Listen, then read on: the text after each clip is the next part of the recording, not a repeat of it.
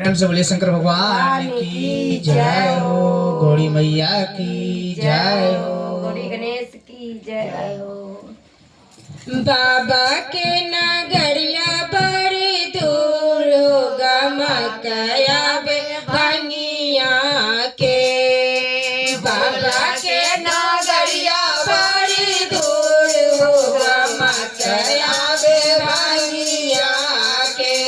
भोला के नगरिया बड़ी दूर होगा मकया भंगिया के।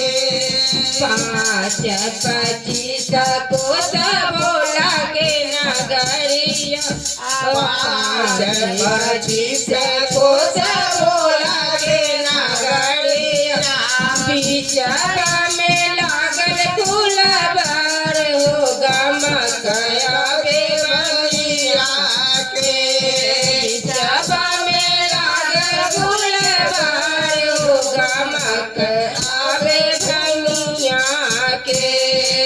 बाबा में लौला के घर होगा मकया भंगिया के। तुर फूल फूलाए फूल फूलाए तुर फूल फूलाए। हानिया फूल लगा चनार होगा मकया भंगिया के। भागिया फूल लगा चनार होगा मकया भंगिया के। बाबा के नगरिया बड़ी दूर होगा मकया भंगिया के। भोला के नगरिया बड़ी दूर होगा मकया भंगिया के। 5-25 कोस गोरो के नगरिया। 5-25 कोस भोला के नगरिया। बिचवा में लागल फूलबार होगा मकया भंगिया के। बिचवा में लागल फूलबार होगा मकया भंगिया के। बिचवा में लागल फूलबार होगा मकया भंगिया के।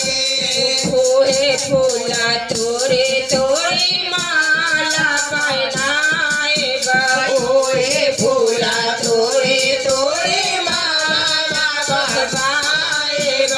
होए फूला तोरे तोरे माला बनाए। होवार पे शिवा गुरु होगा मकया भंगिया के। हो माला पहनाए भोले बाबा होगा मकया भंगिया के। गुरु के नगरिया बड़ी दूर होगा मकया भंगिया के। गुरु के नगरिया बड़ी दूर होगा मकया भंगिया